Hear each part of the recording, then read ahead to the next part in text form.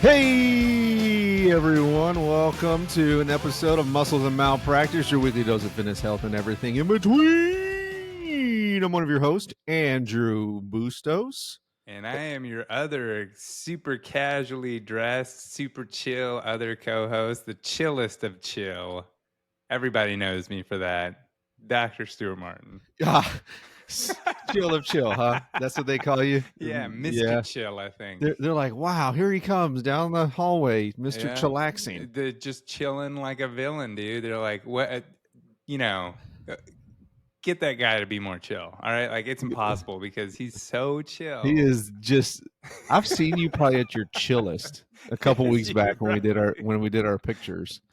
And here's what Dr. Martin does. If you know anything about Dr. Martin, he what do they call it? Like sleeve emotion on the sleeve, or where's his energy on his sleeve, or it because I knew he had a long night, and the first thing he says to me, he's like, "Oh, thanks for working out with me today at 2:00 or 3:00." Instead of being like, "What's up, dude? What's going on, man? How are you doing? How's it going?" You're like, "Oh my gosh, what's it all?" And I was like, thanks for texting me back about Thursday availability because it was Thursday and you were there working out with somebody. And I was like, "Hey there, cool. Mr. Chill. Good to see you, Mr. Chillax." I knew it'd been a long night, bro. But that's you, dude. Do you remember that one time with Blake when I showed up to the appointment to work out with him? You remember this? Oh, dude, I will confess, I was not chill that day. You were like Weekend at Bernie's. You were walking around like Bernie, and then you like just plopped down on a bench and you laid back, and you were just like, "What? Where have you been, dude? It's 10:30. Your appointment was at 10. Yeah. Well, I guess I'm out of here then. Whatever. I am out. I was. Yeah, you're pretty chill, dude. Those chill. two situations are describing you as the chillaxing guy ever, the most chillaxed. Super chill. Yep. All right, on to the week's agenda, man. It's not. Again, I think the quality of our show is built on our differing stances and opinions about life, but how we're still very much so good friends. And for once, me and Andrew agreed upon something here. We both wanted to talk about what happened last night. What happened last night? So tell me what happened exactly, because I read about it. Okay. So I'm not going to go into incredible detail, but I'm also going to be a little more detailed than people would think. Is that, actually leading up to this, right? So we're talking about the bombings in Iran and how the U.S. we are now involved in a conflict in the Middle East. And Trump had recently said, "Hey, let's give Iran 2 more weeks. We're going to make a decision in 2 weeks about whether we're going to get involved in this conflict and support Israel in their conflict with Iran." 2 days later, we ended up bombing them. Now, what people don't know leading into this was that actually the day before, and there had been news releases even about this, was that B-2 bombers had left Missouri and flown to Guam, which again is in the Pacific. And people had thought, okay, well, they weren't full on fuel tanks, so they must be carrying the bunker busters, blah, blah, blah. So like there was all this lead up about these 4 B-2s that flew to Guam like 2 days ago. Meanwhile, all the while, what was going on was in the air, there were I think it was 7 or 8 other B-2s. It's almost like our entire fleet was used of these B-2s. They were probably in the air for 12 hours already after having left Missouri, going the opposite direction, going east, and flew over the Atlantic.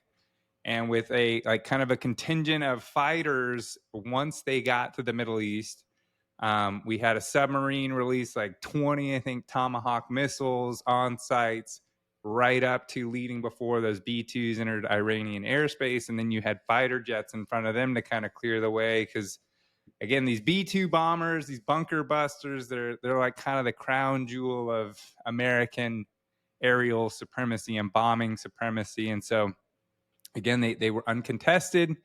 And they very strategically, in my opinion, only went after the 3 main sites that are left that are the nuclear sites for Iran.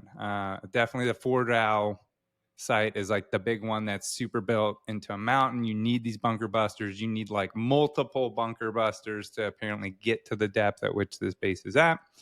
And from what we have heard from America, very successful, very much so, at least a debilitating. I mean, they kind of keep using words that might be a little more hyperbole than truth.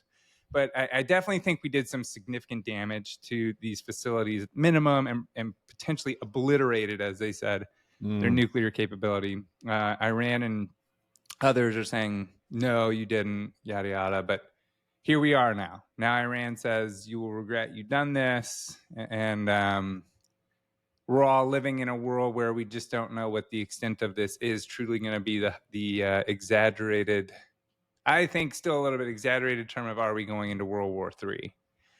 And so I guess, let's hear, what do you think about all that? I don't know. I think sometimes I'm surprised you're not reading, wearing a red hat. I almost put it on earlier. Oh, okay. But as I was reading it, I've been reading it, I was watching a little news last night.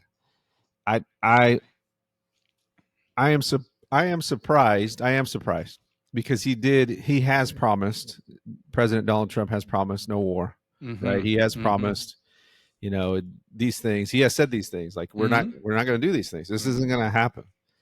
So I think that's what he's wanting to do by doing this. But I think it really is going to open up. It's because they've already said, no American is safe now within their borders. I did see that. And I just don't want to see any Americans die. Like, I don't want to see anybody within this, where something like this, I think it has to happen, had to happen, because I don't want to see any nuclear.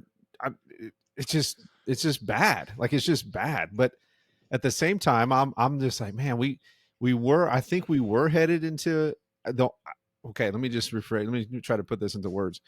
But I think in order to have peace, there has to be some type of like, hey guys, we mean business. We can't be doing this. Yeah, you're saying what Netanyahu and what Trump has long said, which I think is a good phrase for it. Again, I don't like that it could be over-exaggerated and abused, but peace through strength, right? That's the old Teddy Roosevelt idea too, of like, walk softly but carry a big stick. It's like, when you mean business, and you back up your words. I do think it was kind of, so look, there's little things that really irk me about it, but then there's other things where I want to be like, people need to like also see this for what it was. So overall, I am actually a fan of this decision. Without getting into the weeds of this too much today, we do not want to turn this into a political debate that drags on.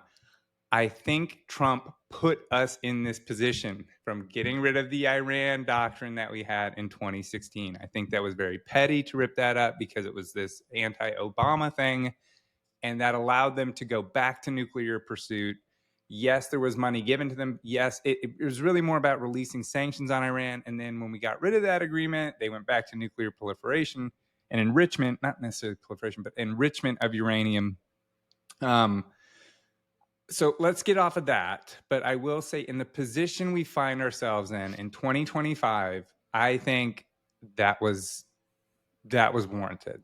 Because here's the two things I'm seeing in arguments from people is that, oh, well, I keep seeing reporters asking the kind of like Pete Hegseth, or I'm not getting started on him, or Trump, or the director of the chiefs of staff. I'm saying that wrong too, but I'm just, what they're asking is stuff like, well, are you sure that they were building a nuclear weapon, or are you sure they were close to that?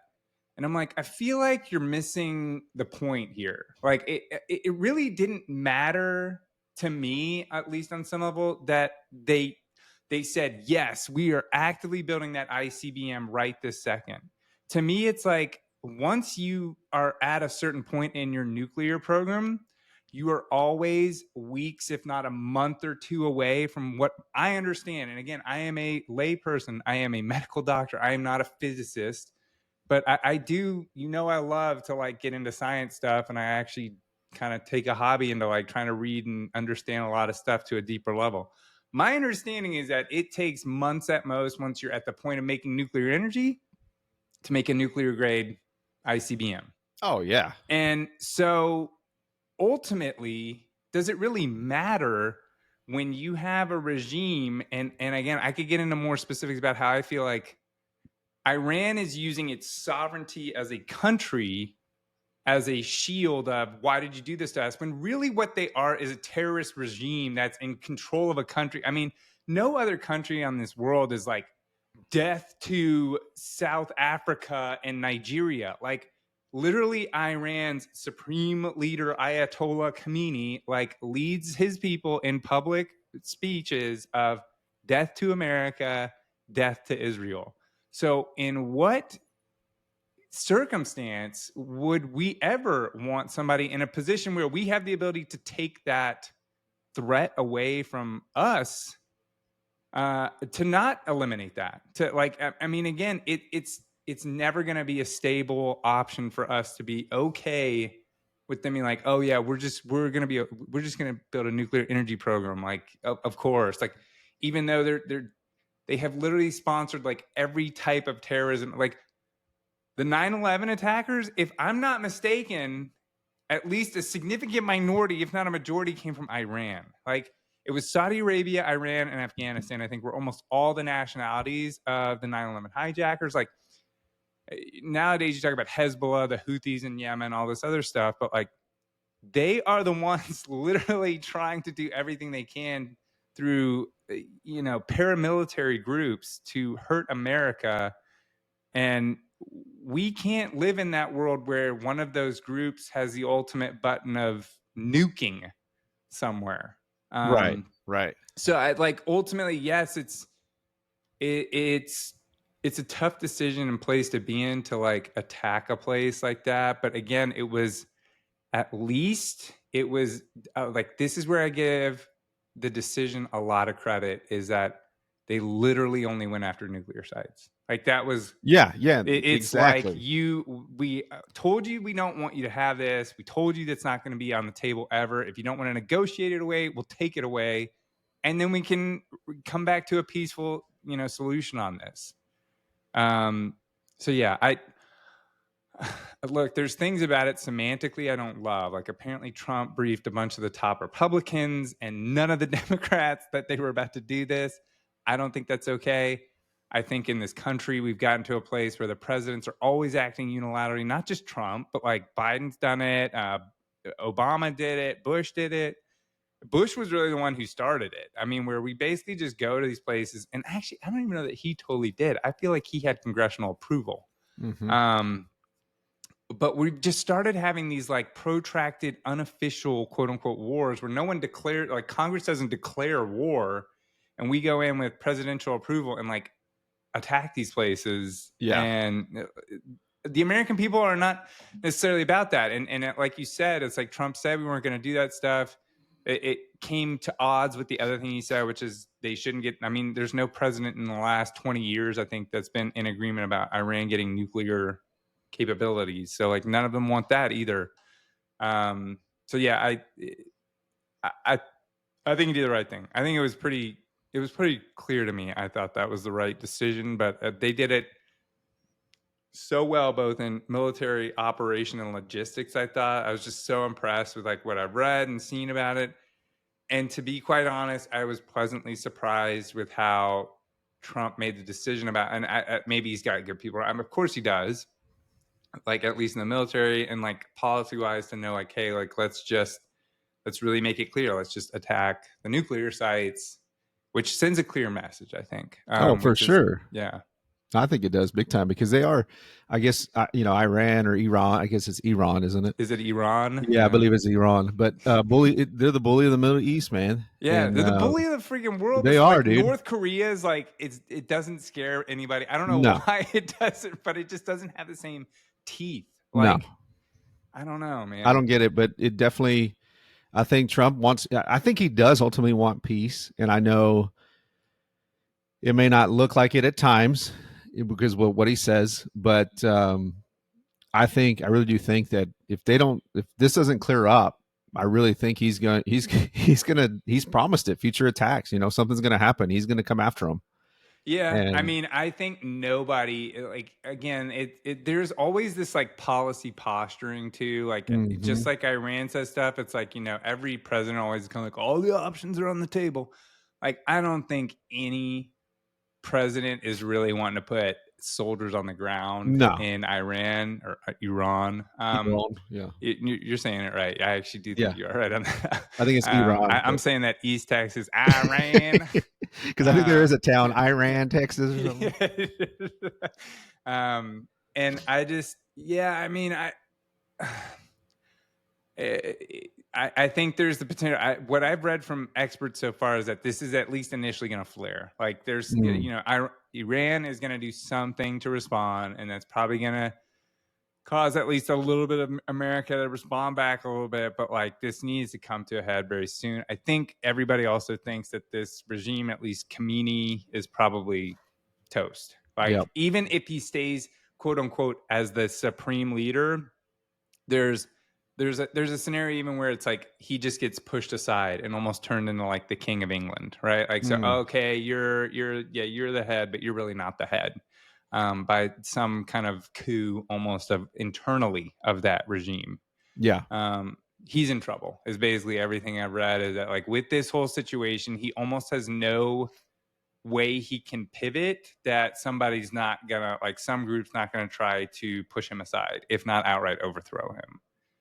Which is great for us. I don't know if it's actually great. Now I say that it could cause a lot of internal strife and turmoil in the region. I mean, again, it's just a destabilizing force there anyway. Like, I don't know. It's a very difficult thing to kind of read through and understand, but I think ultimately, I'm not a huge fan of aggression, quote unquote, but I don't know that this really was aggression. I feel like, again, this is like what you're saying. It's like peace through strength. Like, when the bully comes in the yard, eventually someone's got to sock it right back to him in the face if they're not going to listen to, hey, you need to stop that. Exactly. Because I mean, nobody wants war. I don't believe anybody wants war. I don't even think Iran wants war to this point. I really don't. But I know that they just got spanked, and I think they've already kind of retaliated a little bit. I don't know I think they shot off some missiles this morning or late last night or something like that, and killed like 20 to 30 Israelis, which is sad. But I mean, I hate saying this, but I've said this before. This type of like war has been going on since the beginning of time, right?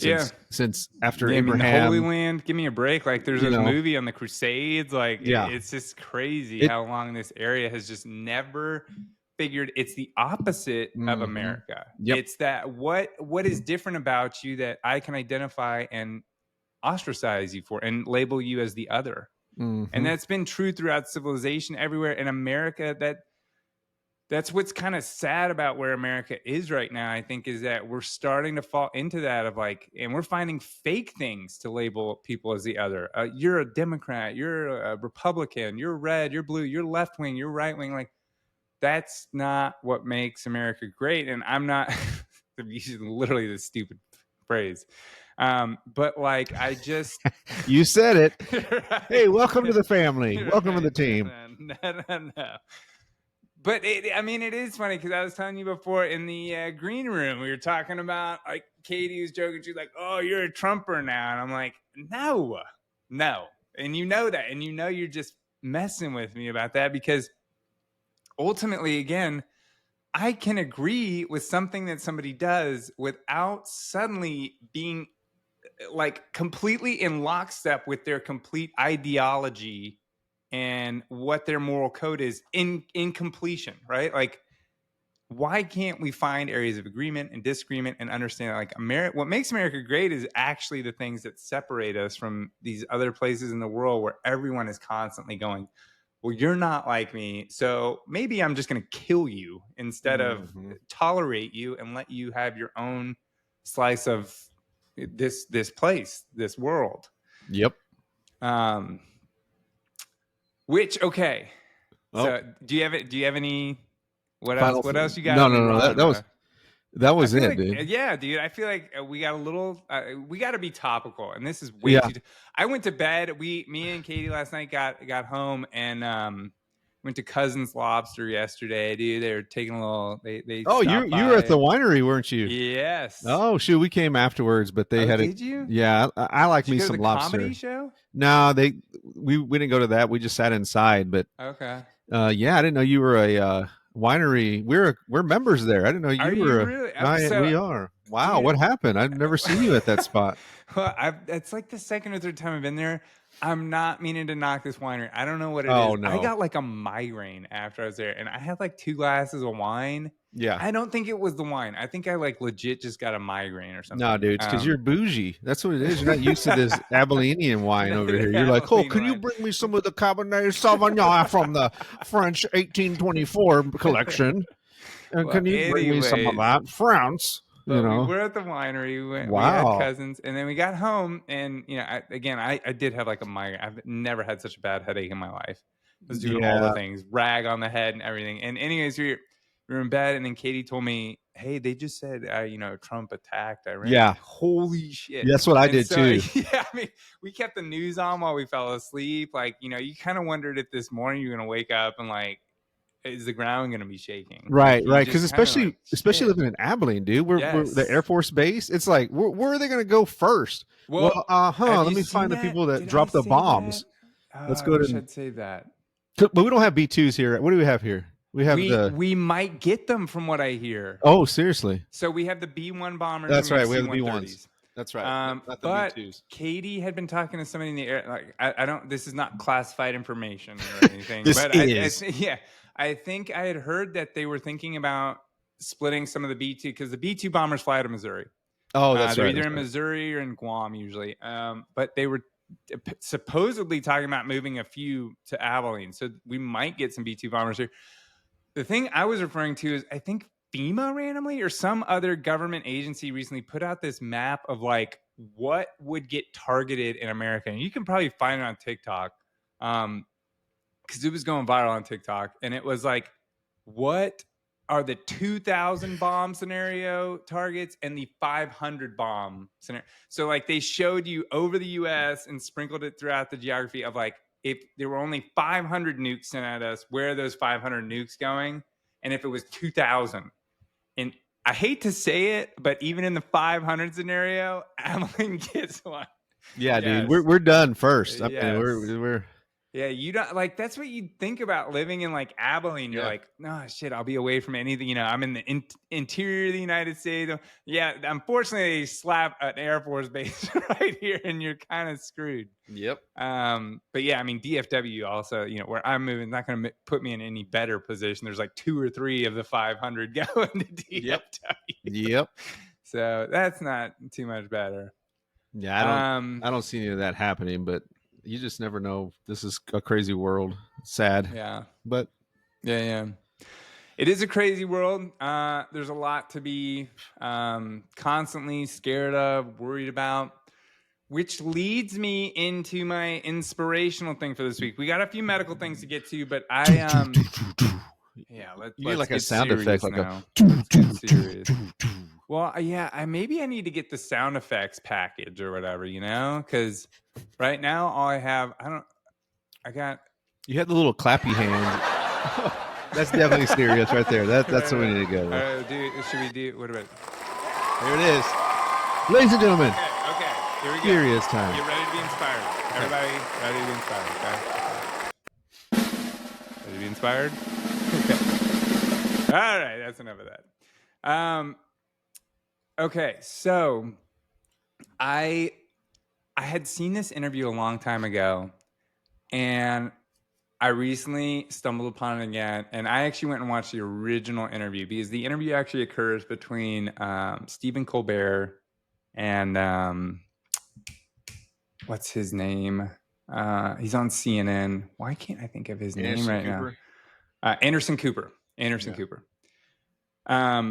And it talks about how Stephen Colbert had been in an interview where he talked about how he had learned to love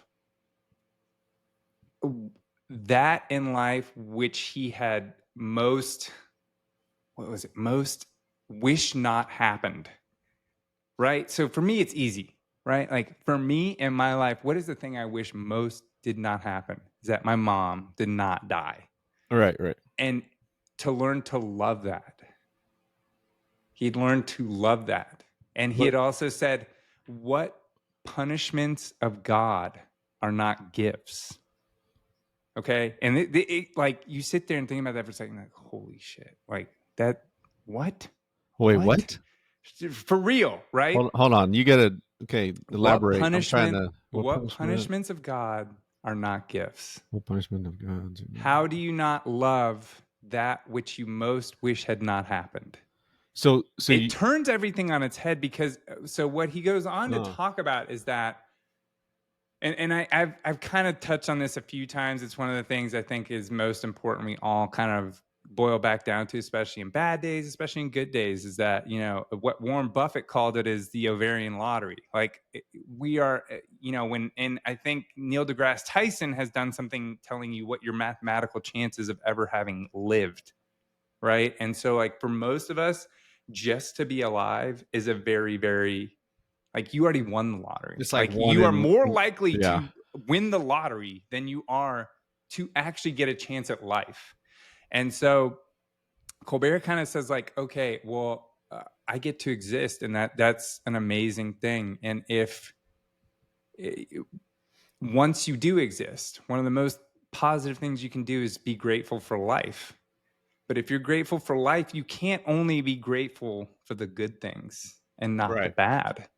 So you have to be grateful for all of it, because with existing comes suffering, right? Like Nietzsche said that. I mean, like every philosopher throughout time, like you look at Voltaire, stuff about like suffering is the human condition almost.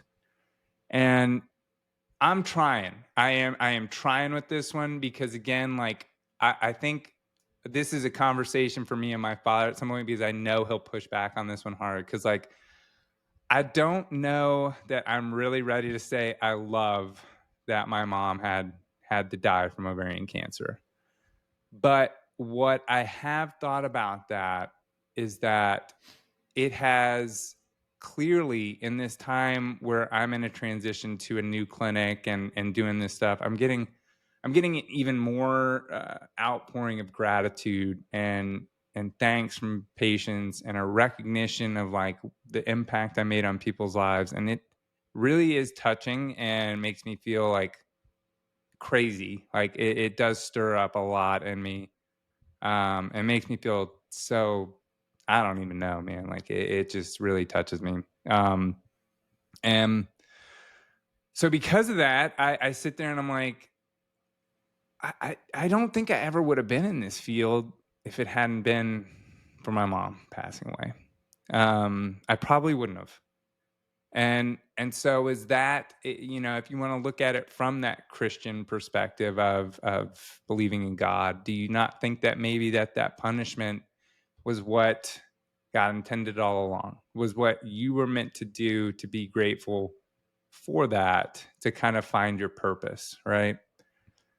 It's just really hard to at some point go like, I'm grateful for that.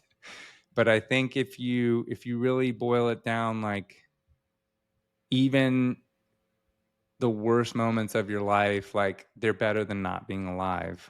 And so I guess it's just trying to find the meaning sometimes in some of the toughest stuff you can go through. But that really hit me this week, watching some of the clips of Colbert talking to Anderson Cooper about that. And then I went back again, like I said, the original interview, and it's crazy to me to like not realize that, like,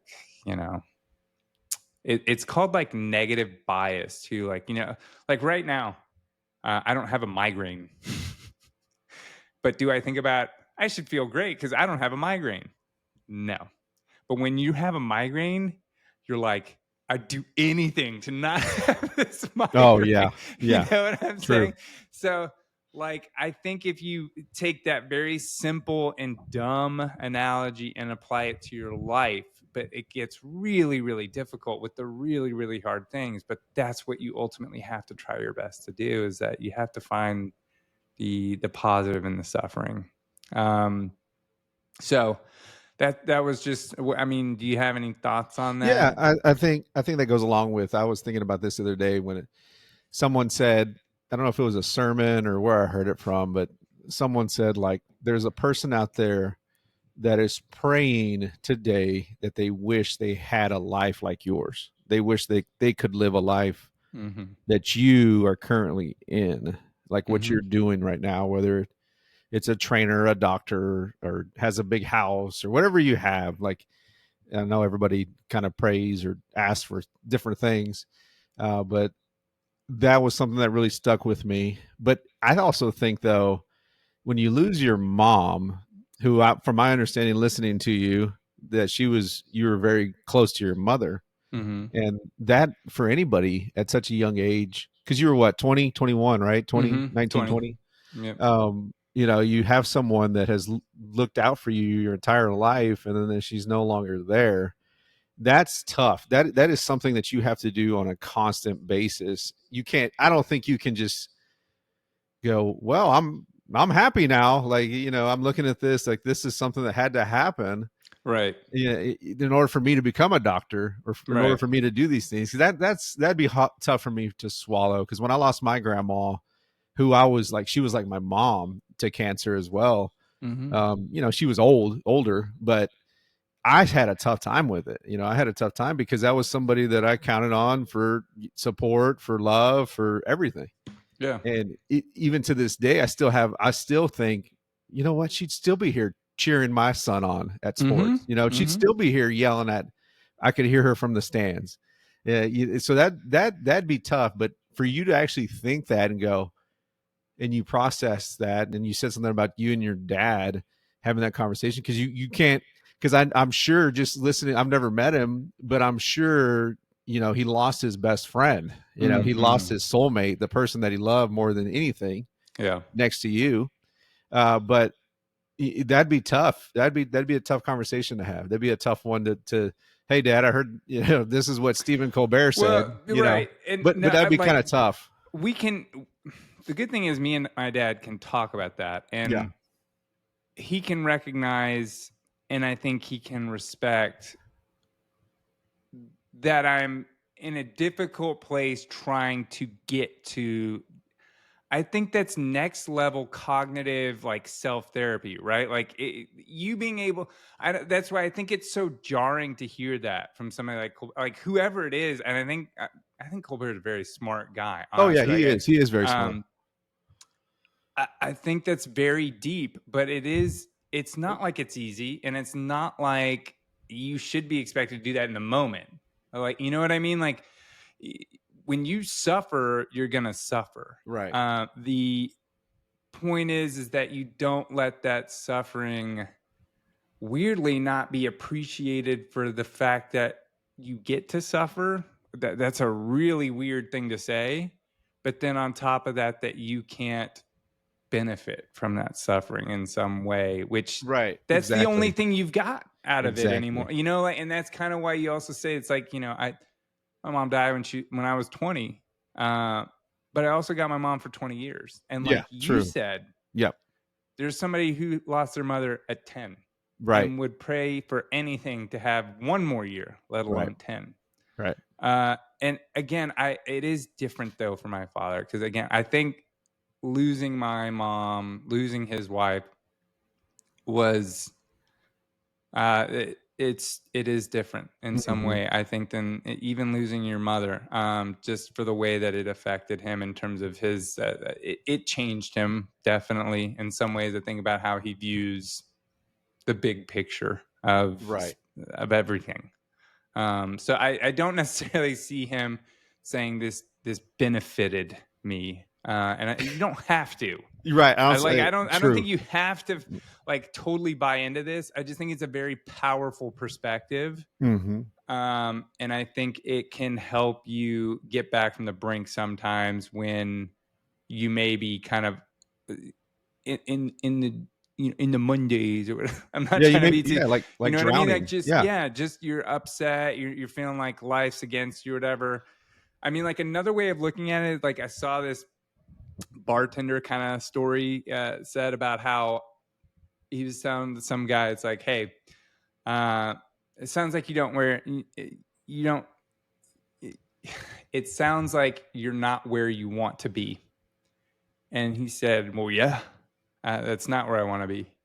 And he goes, well, if I could snap my fingers and make it so that you were there, don't you think that the likely thing is that you still would have that same feeling?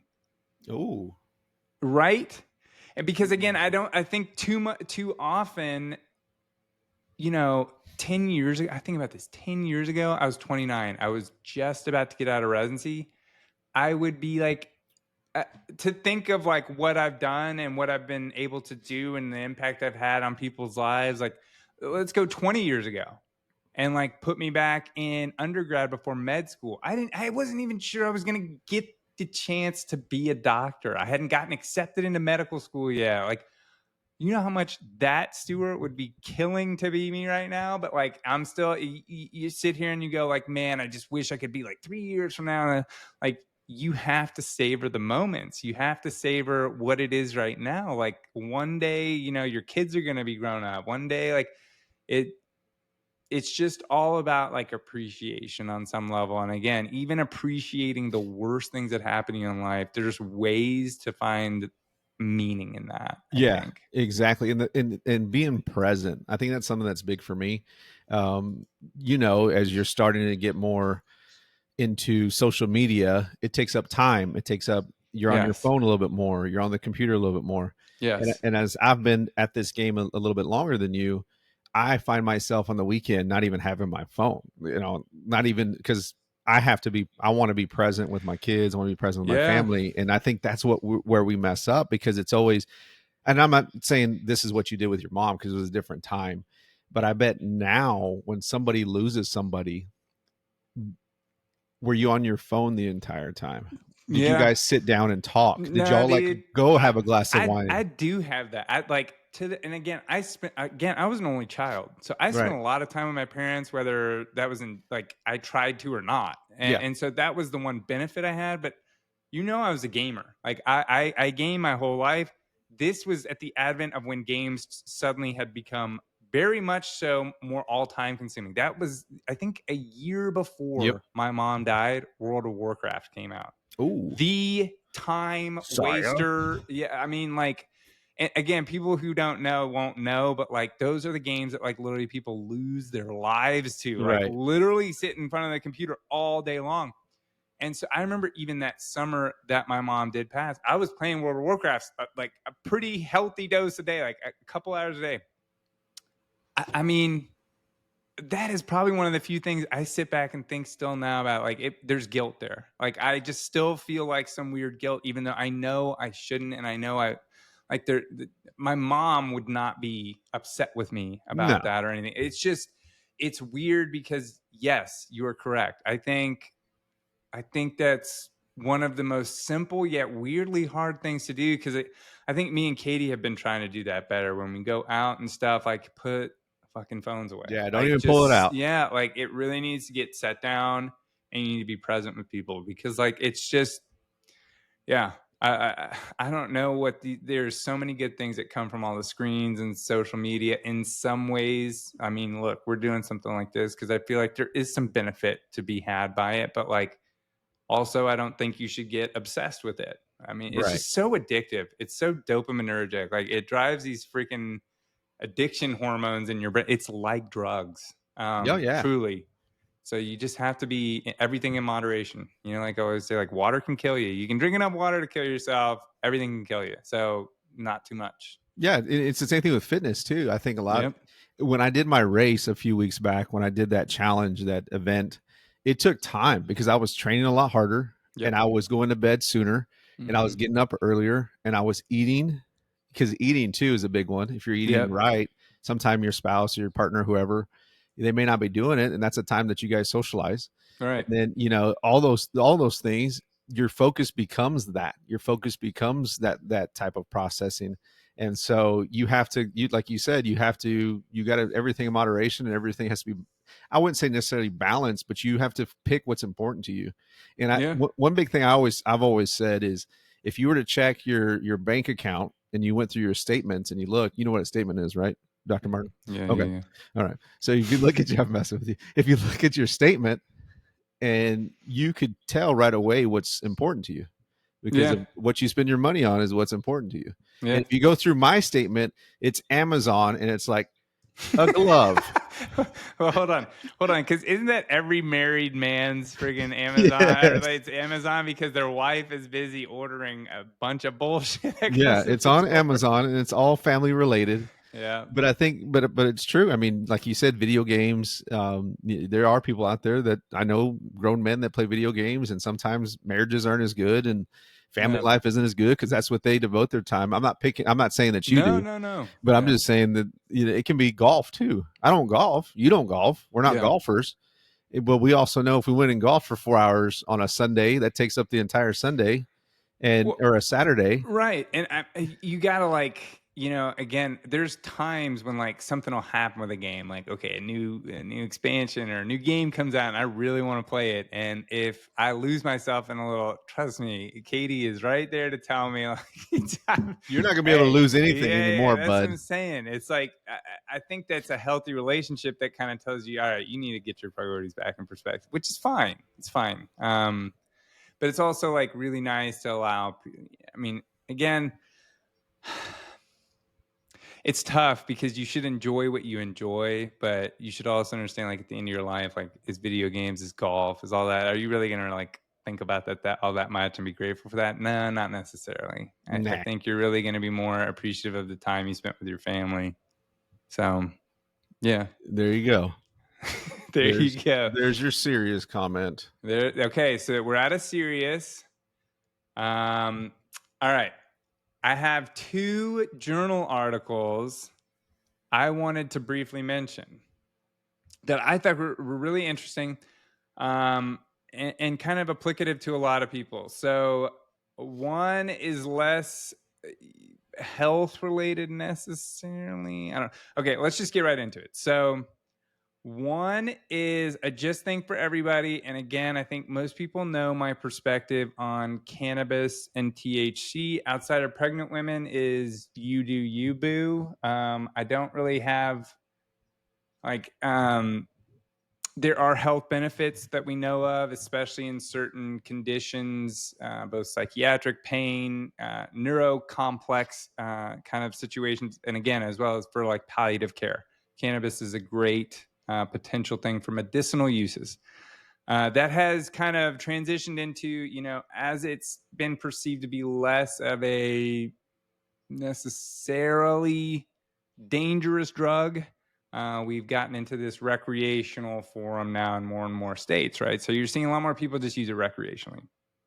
Again, I don't really have a strong medical opinion on that. The only time I have an opinion on that is if you're pregnant. There is definite reasons to not use cannabis products while you're pregnant for your unborn child. So again, very clearly, do not smoke, use edibles, any of that stuff while you're pregnant. Okay? Don't be doobie. No doobies. No doobie. No doobie. No, there's a Michael Scott quote. No doobie. I forget how he said it, but he's like, no doobie. No, it's for Andy Dwyer. He gives him the Dundee about the doobie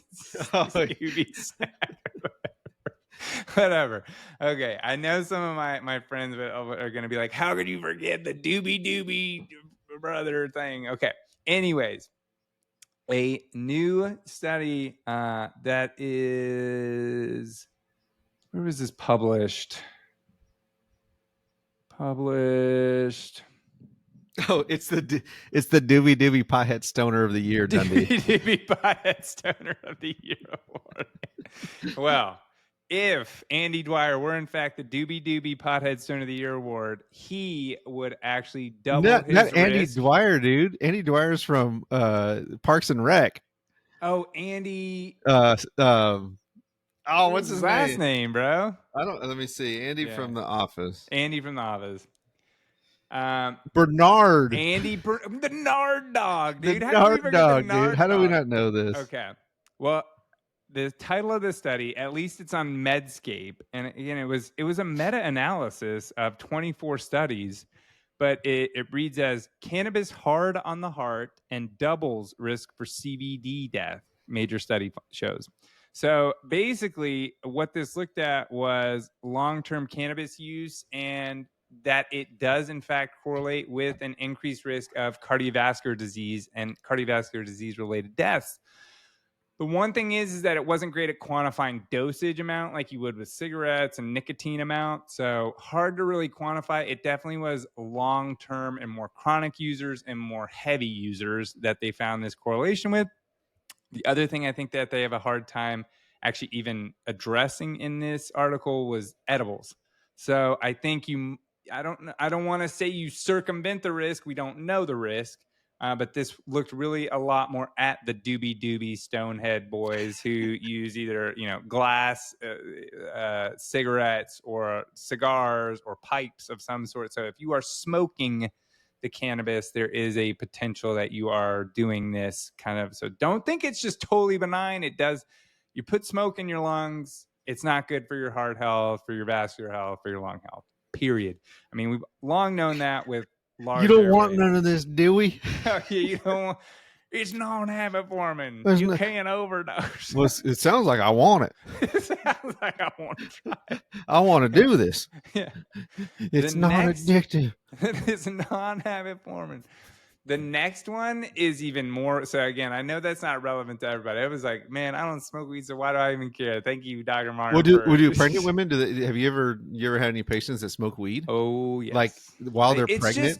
Yes. Wow, yes. dude, that's crazy. Because the perception is that it doesn't have harm, and so again, the best place you can come from as a physician, I think, always before we get to you're not gonna trick me into not knowing better, is you get into the hard drugs like, oh, I didn't know meth was bad for my you really? Freaking did. Shut up. There's no way you don't know that that's bad for your child. I think there is enough belief and stuff out there to tell people that they really could believe that marijuana is not going to be a bad thing necessarily for their unborn child.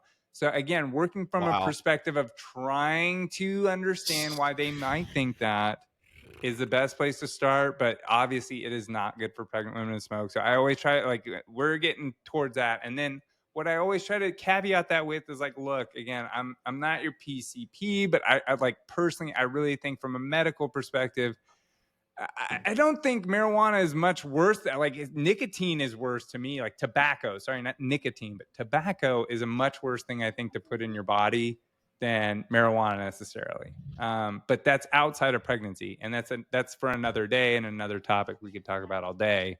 But that's where I try to make sure, yes, there are pregnant women who think it's okay to smoke in pregnancy. The next one, though, dude, I have that I think is really interesting and very pertinent for us is there's a company, I don't think they're publicly traded as of yet, and I will potentially be investing in this if they are, because I think this drug could really end up being a game changer. The company's called Scholar Rock, but the title of this article is Scholar Rock's drug helps Zep-bound patients retain more muscle in trial.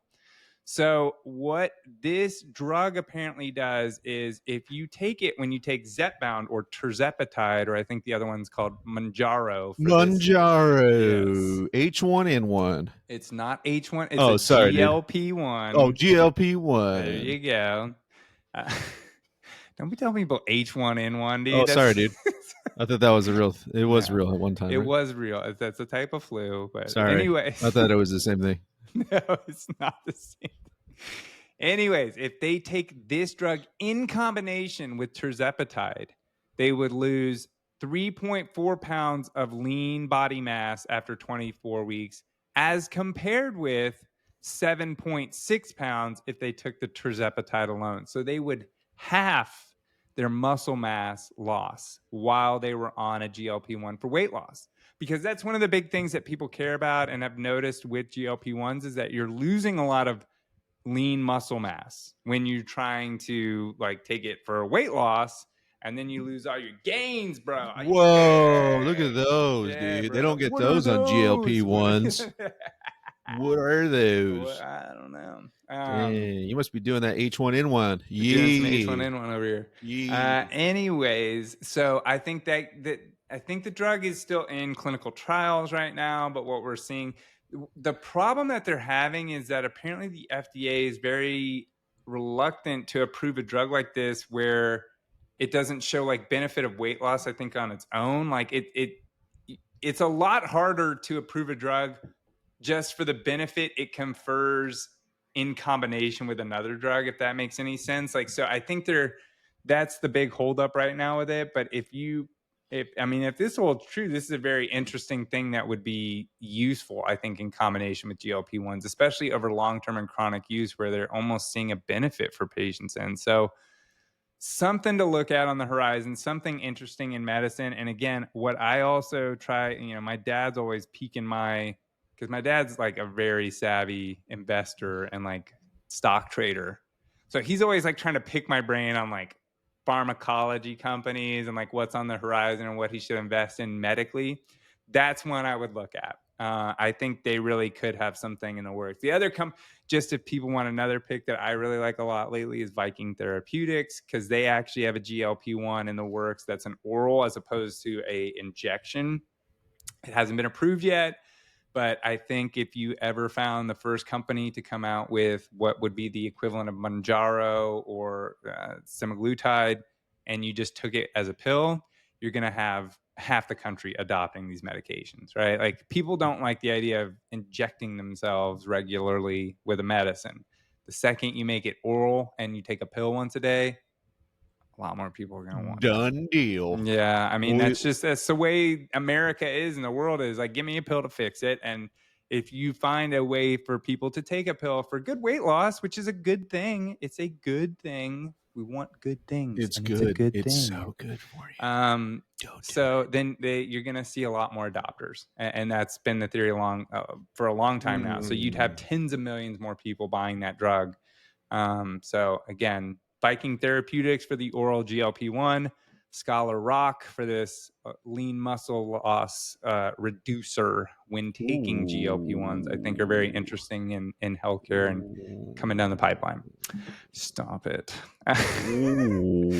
Okay, so now we've come to the fun part of the show. The funny. I'll bring the funny. Yeah, enough of Nerdville. Yeah, Goodness. I mean, look, I feel like we've talked enough smart. politics. I really wanted to do some of the Tucker Carlson and Ted Cruz interview, which was way too funny, bro. That's way not. too We don't funny. want to do any of that. My national hero. Oh my God, Ted Cruz is the most reprehensible. Theodore. Is his real name Theodore? It's probably Theodore. It is probably Theodore. Most Teds are. Okay, let's do just a few little funny things, and then I actually wanted to do two. I'm gonna be a dad. Oh, dude, I got some. Here we go. Here we go. Why did you guys talk him into this? Who did this? Gosh, dang it! I did it, bro. She did it. System audio. Katie, help us. Let's go. Here we go, boys and girls. What do we got today? Oh, we're finishing with TikToks. I'm gonna be a dad. I'm gonna be a dad. Oh, no, and hold on, dude. It's like they just come to me now. Yeah, because that's all you watch. I know. I'm gonna be a dad. I'm gonna be a dad. I'm gonna be a dad. Freaking AI, bro. Oh, I am a real American. Well, hold on, because I actually saw a Family Guy that was like making fun Family of me Guy too. is so. Oh man, I love the clips of Family Guy. They're the best, dude. They're the best. No, not you. That's pretty funny. I don't know if you're just listening to this and you go watch it, but that was a really great clip. Okay. That was good. And then this is a fitness one I think is pretty funny. So watch this and just listen, but it's like, it just makes me dance every time. Me and Katie were both laughing to it because it's like for a healthy recipe. It's like, here's a healthy recipe for cheesecake. And here you go. Here's how you make my super easy 2-ingredient, low-calorie, no bake, no refrigerate, no flour, no sugar, no gluten, no egg, no carb, no fat, no woman, no cry, no beans, no greens, no potatoes, no tomatoes, no lambs, no worms, no hogs, no... Here's how you make... That's funny. Right? You kids and your videos. Oh, man. I love it. Okay, and then what do I finally... Oh, bro, do you know what they're calling? Dude, I'm getting a Sophia Cunningham jersey. Like, I am like all about this one. We know why you're getting a Sophia Cunningham jersey. Like, we know why. Don't even. They're calling her. I love her basketball quality that she performs on the court. She's the enforcer. She's got a black belt, bro. She's got a black belt in enforcing. She's so. The tres leches, bro. Flexi hole.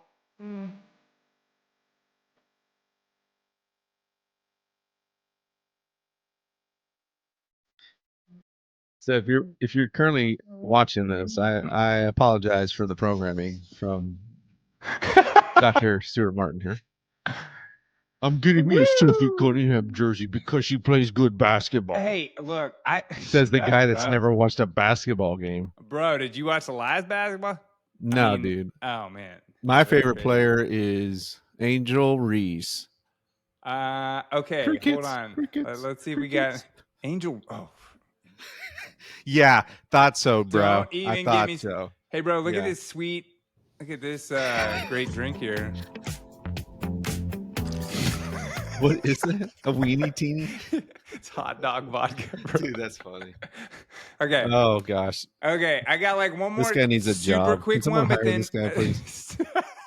Can somebody hire him, please? Okay, I've shown you this clip before, but I can't help but share it with the world because, like, I just think it's super funny, and I can't help it. You know this guy here, right? You know this guy, where he's on this ride, and they say they single him out, but he did this to himself, and dude just starts like it looks fake by the end. Could you do that? Like, I couldn't do that.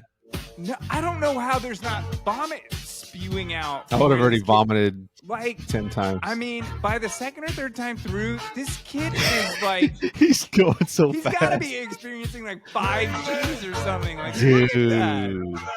So how do you do it to yourself? Do you just start spinning? Well, because he just starts going like this, and he just leans into it, or it just starts spinning, and he can't correct it, dude. like, look at him come up, bro. You would be dying. You would be dying. Oh yeah. Okay. Yep. Okay, wait. I have one more really cool thing to show you that's in Houston. Okay. Houston. Look at this. Okay, a Top Golf for baseball. Oh, that'd be awesome.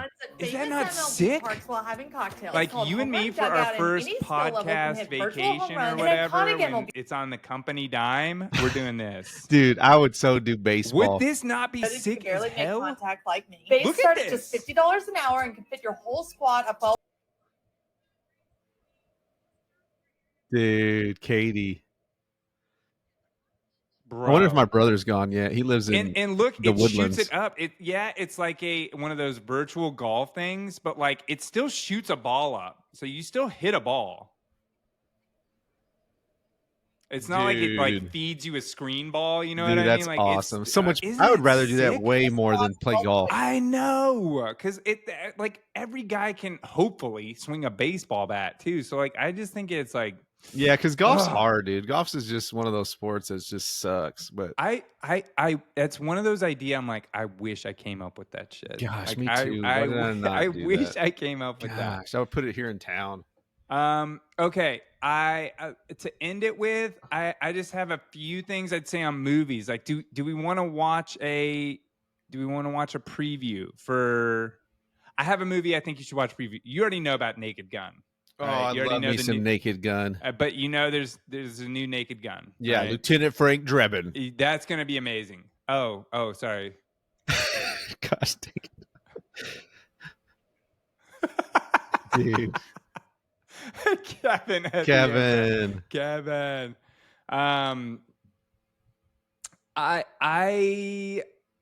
I got to say, like, oh, wait, hold on. Oh my gosh, this has to end sometime, doesn't it? Oh, it's never going to end.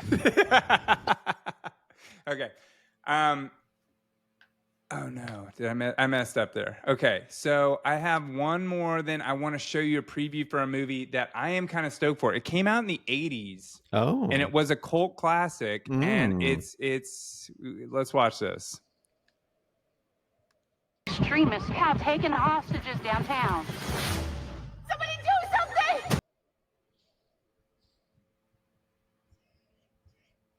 something!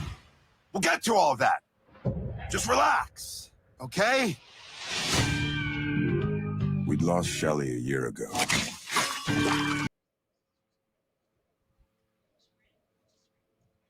I gotta love some Peter Dinklage, dude. You gotta love the Dinklebot, bro. Why didn't she do anything? Sometimes it's better to do nothing. It's going good. So do you know what movie? I mean, you see it at the top there. Do you remember the Toxic Avenger? I don't. Bruh, he holds a mop, bro. Summon the nuts. Okay, summoning.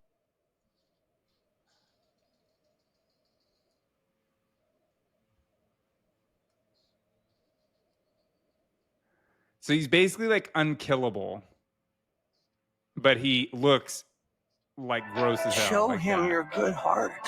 I'm gonna cut it short here because the rest of the trailer is like it's pretty gory, and I don't remember if the original was really that gory. Yeah, I don't remember that movie. But yeah, look it up when you're on your feet. Like Toxic Avenger, it was kind of a culty thing, and it's like an anti-hero type thing. Like he basically like does kill criminal, but he like takes his mop and he'll like hit the dude, and it like knocks his jaw clean off. Like it's kind of a little bit. It's definitely leave your kid at home type of go see a superhero movie. Oh, he's Marvel. He's a Marvel guy. Yeah. I didn't know that. But I mean, Marvel, like, Swamp Thing, I think, is DC, right? Like, it's kind of like that. thing is a comic. It's just in its own thing. Its own universe. Its own little universe. Yes, in this universe, we're going to have this one, and then we're going to have this universe, and then my sister's in that universe. Well, they're seeing more and more proof that our universe is inside a black hole. So. Well, with that, we will see you guys around, and Well, whenever you're ready for the simulation talk or that we live in a black hole, I'm ready over all this already. I'm ready for when you die, you're just going to hang out in heaven. That's it. Sorry. That doesn't sound so bad. Yeah, and I hope you remember your conversations because God's going to ask you. Remember when you believed in this cosmic... Look, we're not going to open this back and forth today, but I do think there's ways to rectify science with faith. And because my mom really was like a creationist, she was like, nope, God did it in 7 days. And I'm like, but did he have to do it? I know it says that in Genesis, but like, what if God created us and the way in which he created us was through evolution? Why is that a problem? Well, I do think there is some evolution, especially with the animals that are in the water. Like when you see like something come out of the water and you're like, why did God make that? Right. Oh, and God, so look how ugly that thing is. You can, and again, who doesn't know that the reason we can't appreciate and see God is because we are in a black hole, because he created us in a pocket universe. Oh, goodness. Here we go. I'm just saying, it's not my actual faith. Here's my nerd voice. Anytime you're going to go nerd, I'm going to go, remember when the one time and my friend and I went to go and we played together and we were in the merry-go-round and we had a good time? Look, I'm just saying, open your mind up to possibilities, and I think you judge a lot less. I judge because this is some bologna sauce. That's why I judge. Bologna sauce? Says the very intelligent surgeon of the world. But you know what? Sometimes when you look up into the sky, you see the stars, and sitting on the stars are some aliens, and the aliens come down. They like to take me in. What do they like to take you and do? They like to take me up into the stars, and they like to play with my butt. And my name's Dr. Martin, and I'm back. Hey guys, Dr. Martin here, surgeon to the stars. Surgeon to the stars. I am the alien's OBGYN, and I can't divulge any more I than bet that you right are, bud. now. I bet you are. Son of a gun. That's great. Oh my gosh. Okay, we'll end on that note. Guys, just as an update, I don't know when, like, I know we keep teasing guest appearances. It's been a little difficult to get all that stuff arranged right now. Me and my wife have closed. I think we updated this last week. We're in the option period of our home buy and our home sell. We're getting close to, like, in the next month moving. That's when Katie's supposed to be back on the show and join us to kind of give us her 2 cents with a glass of wine in her hand. She already insisted once she's not pregnant. She's like, once I'm on that show and not pregnant, I'm going to have a glass of wine in my hand every show. And I'm like, even better. I can't wait for those. Katie. Yeah.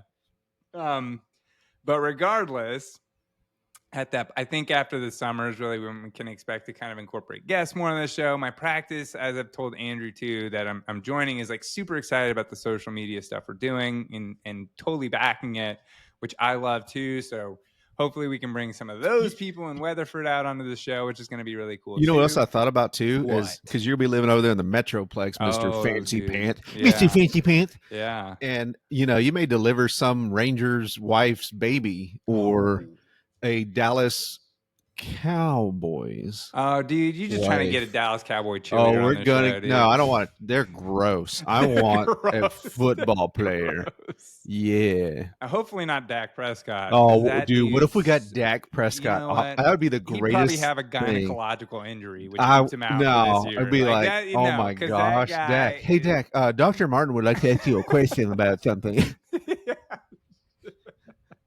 Yeah. He said you suck, and I just I don't wondering. think Dak Prescott's coming to me. If he ever catches any of these shows and hears how I talk about Dak Prescott, he ain't gonna come see me for his wife's care. But that's true. okay. That's all right. I can live with that. I don't need to see him. Any other? Oh, Dallas we were gonna Cowboys? see him. Cooper Rush, please. If you would like me to He's deliver in your Baltimore child, now, bro. Oh, so what? good luck. He's Lamar Jackson's. Did they really trade him away? Well, he wanted to go for more money. Good for him. Yeah, because he deserves it. Sucks. Bro. Sucks. His record was crazy good. Sucks. Okay, we're diverting. Anyway, we are looking forward to seeing you guys again next week at our usual scheduled time. Just expect it to be me and Andrew for a little while for the time to come. I know it's just so hard to listen to these two we guys. suck. But there is stuff coming down the pipeline. Anything you got for the rest of this week, Andrew? You know, sometimes I just want you guys to have a good week. Just have a great week. Okay. I don't know if you're being Dr. Martin. This is Dr. Martin. Oh, is that me signing off? Yes, this is me. Hey guys, have a good week. And anyway, to you and your growing families from the Muscles and Malpractice crew, we hope you have a great week, and we will see you next time. Have a good week, guys. See ya. Bye.